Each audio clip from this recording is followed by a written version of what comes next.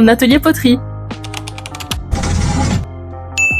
Après avoir enfilé chacune nos tabliers, on a commencé à malaxer notre pâte. Et comme vous le voyez, c'est plus facile à dire qu'à faire. On s'est ensuite installé et après avoir appris à centrer la pâte, chacune a cherché son petit projet. Du coup, Julie a voulu faire un plateau à bijoux, Vanessa s'est lancée dans la réalisation d'un vase, Cynthia a voulu faire une sorte de grosse assiette asymétrique, et moi, bien évidemment, je voulais faire une gamelle pour mes animaux même si c'était vraiment pas gagné d'avance. Ne me jugez pas aussi vite, ok? Dites-vous après ça, il y en a une de nos quatre qui a cassé sa sculpture et qui a dû tout recommencer. Je vous laisse deviner c'est laquelle.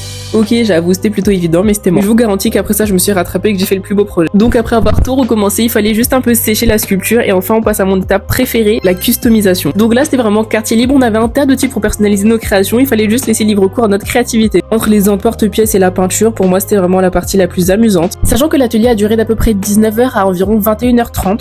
Et une fois la customisation terminée, on a dû laisser nos œuvres pour venir la récupérer 10 jours après. Je vous laisse juger en commentaire qui a fait la meilleure œuvre. Parce que franchement, si c'est pas moi, je vous assure que je le prendrais grave mal.